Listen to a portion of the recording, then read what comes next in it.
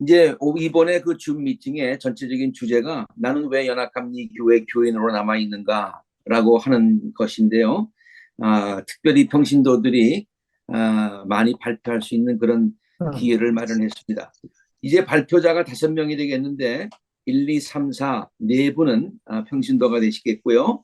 교회 권사님, 장로님들이 되시고, 그리고 또 마지막 발표자는 조선영 목사님이 되시겠습니다. 그동안에 탈퇴 과정 가운데서 겪었던 일들, 또 그 가운데 고민했던 일들, 그런 아픔들을 함께 나누는 귀한 기회가 되시고, 그리고 또 이러한 경험들이 다른 많은 분들에게 좋은 그러한 그 생각해 볼 수 있는 그런 기회가 되기를 바라고요.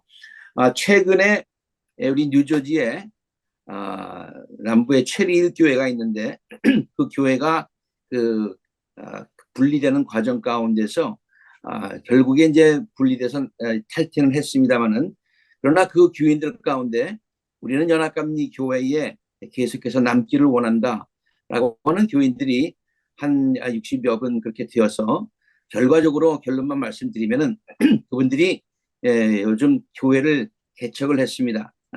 그 과정 가운데 아픔도 있었고, 그리고 또 다시 한번 우리가 누구인가를 생각해 볼 수 있는 기회가 되셨다고 하는데, 거기에서 이러한 이야기들을 첫 번째 발표자 조영일 권사님, 두 번째 발표자 윤석철 장로님이 계속 이어서 해 주시겠습니다. 열린 마음으로 우리가 함께 같이 그 이야기들을 듣도록 하겠습니다. 모든 발표자들 시간을 잘 지켜주시기를 다시 한번 부탁드립니다. 감사합니다. 네, 다시 시작할까요? 네, 저는 필라델피아에 있는 대학에서 지난 38년간 학생들을 가르치고 있는 조영일 권사입니다. 이렇게 발표할 수 있는 기회를 주신 안명훈 감리사님께 감사드립니다. 동성애가 성경의 가르침에 위배되므로 성경에 근거한 불변의 진리를 지키기 위해서 UMC를 탈퇴하는 것만이 유일한 해결책이다 라고 담임 목사가 개인적 신념을 갖고 교회 강단에서 선언했습니다. 문제는 많은 평신도들이 담임 목사의 이 말을, 탈퇴를 반대하는 것은 성경 말씀을 위반하고 성서의 권위를 거부하는 것이라고 받아들였고, 그래서 스테이 UMC 쪽에 있는 성도들에게 너희들은 사탄이라고 비난하는 일까지 벌어졌습니다. 남부 뉴저지 체리힐 교회에서 실제 있었던 일입니다. 또 전교인 공청회에서 담임 목사가 오만한 자세로 이번에 탈퇴가 안 되면 자신은 사임하겠다고 선언했고, 곧이어 고참 장로가 일어나 자기도 이번에 탈퇴가 안 되면 교회를 떠나겠다고 말했습니다. 제게는 이들이 교인들을 협박하고 있는 것처럼 들렸습니다. 탈퇴 프로세스가 시작되기 약 1년 전 교인 설문조사가 있었는데, 그 조사 결과는 한글로 예배드리는 약 300명의 이민 1세 교인들 중 동성애자들을 포용하고 그들의 인권을 존중해야 한다는 교인이 5%에 지나지 않았는데 반해서 영어 예배를 드리는 우리 자녀 세대 100여 명의 교인들은 동성애자들을 포용해야 한다는 수가 과반수를 넘었습니다. 그래서 영어 예배가 있는 한 탈퇴 투표에서 3분의 2를 받는 게 힘들게 되자 담임 목사는 교묘한 방법으로 이들이 교회에서 예배를 드릴 수 없는 상황을 만들어 끝내 이들은 UMC를 떠나 독립적인 교회를 세우게 되었습니다. 작년 한 해 가슴 아팠던 탈퇴 과정을 겪으며 교회가 이러면 안 되지 하는 깨달음이 있었던 50여 명의 성도들이 작년 10월부터 한마음 연합감리교회 Unity in Christ라는 이름하에 새 교회를 시작해서 현재 소망을 갖고 매주 주일 예배를 드리고 있습니다. 한마음 교회를 시작한 지 7개월 만에 처음으로 뉴저지 연회에서 허락을 받고 예배 시간에 헌금을 드리기 시작했을 때 이렇게 정성껏 헌금을 할 수 있다는 것에 교인 모두가 감격하였는데, 직접 경험해 보지 못한 분들은 모르실 겁니다. 제가 왜 UMC에 소망이 있다고 믿기 시작했는지 말씀드리려고 합니다. 우선 그동안 남부 뉴저지 연합감리교회를 28년간 다니면서 저분은 왜 목사가 됐을까 하고 제가 늘 궁금했던 분들이 이번 탈퇴의 과정을 통해서 더 이상 UMC 목사가 아니라는 사실에 안도의 마음을 갖습니다.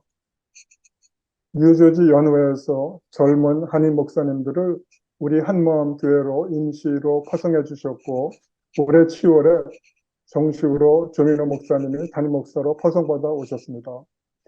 연합감리교회의 좋은 장점들이 연대성과 파송 제도인데, 바로 이 덕분에 우리 한마음 교회가 이렇게 도움을 받았습니다. 이 젊은 목사님들은 제가 이제까지 알고 있었던 중견 목사님들과 너무 달랐습니다. 연합감리교회의 장점 중에 하나가 양질의 목회자라고 하는데, 왜 그런지 깨닫게 됐습니다.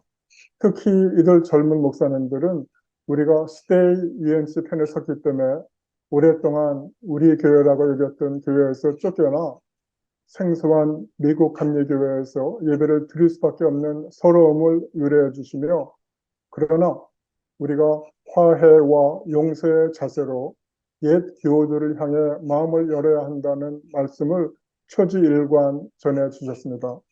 이 젊은 목사님들을 만남으로 연합감리교회의 소망을 보았습니다. 이렇듯 연합감리교회의 가장 큰 장점은 무엇보다도 목회자 파송제도입니다. 제가 다녔던 체리일교회에서는 창립 기념 예배 때마다 지난 47년간 한 번도 교회가 갈라지지 않았다는 것을 늘 자랑스레 발표하곤 했습니다. 이것은 연합감리교회의 목회자 파송제도가 47년간 잘 작동하고 있었음을 증명합니다. 그러나 작년 개인적인 종교적 신념에 가득 찬 담임 목사가 계획적으로 해체와 분리를 추구하면서 교회가 처음으로 분리됐습니다. 탈퇴 투표 과정에서 담임 목사는 스테이 UMC 쪽의 입장을 교인들에게 설명할 기회를 허락하지 않았는데, 교회 임원회가 UMC를 탈퇴하기로 결정했기 때문에 탈퇴 반대에 대한 어떠한 지장도 교회 안에서 허락할 수 없다는 것이었습니다. 그 결과 동성애 이슈에 대해서 교단 탈퇴만이 유일한 성서적 해결책이라고 하시는 담임 목사의 한쪽으로 치우친 주장을 체리엘 교회에서 250명의 평신도들이 하나님의 말씀으로 믿고 탈퇴 투표에 찬성했는데, 담임 목사 외에는 다른 의견을 들을 수 없었던 상황에서 어떻게 평신도만을 탓할 수 있겠습니까? 이제부터 미래에 대한 얘기를 하겠습니다. 한국과 미국의 통계에 의하면은 서구 교회가 300년에 걸쳐 쇠퇴한 것이 한국에서는 불과 25년 만에 일어났다고 합니다. 이대로 계속되면 대부분의 교회가 없어질 수밖에 없습니다. 교회가 없어지면 안 되는 이유가 여럿 있지만, 그중에 첫째는 교회가 없어지면 어린 학생들, 또 아직 인생을 시작하지 않은 젊은이들이 성경에 대해 배울 수 있는 기회가 없어집니다. 우리 기성세대가 당연시하고 있는 주일학교, 교회 안에서 또 썬데이에만 가능한 주일학교라는 틀에서 벗어나서 인터넷 시대를 살고 있는 이들 학생들이 좋아할 디지털 튜토리얼 개념의 새로운 성경 공부 방식을 개발해야 하고, 이를 위해서 기술적인, 재정적인 투자를 아끼지 말아야 합니다. 또 미래의 교회는 인생을 마감하는 노인들을 위한 교회가 되어야 합니다. 이민교회는 노인들에게 소중한 만남의 장소입니다. 노인들은 삶이 무의미한 것 같다는 느낌이 들기 시작하면 우울증에 빠져들게 됩니다. 교회는 이런 노인들을 포용하여 삶의 의미를 회복할 수 있는 방법과 기회를 제공해야 합니다. 젊은이들이 기꺼이 노인분들과 한자리에 앉아서 성경 말씀을 나누며 서로의 경험과 도움을 서로 나누는 소그룹 모임을 활성화하는 것입니다. 이렇게 All Age Interaction으로 교회의 존재 이유가 자연스럽게 실증될 수 있습니다. 연합감리교회 장정의 뜻이 평신도들의 목소리가 교회의 현재와 미래를 결정하는 건강한 교회가 될 때 연합감리교회가 가진 모든 장점들이 살아날 수 있습니다. 감사합니다.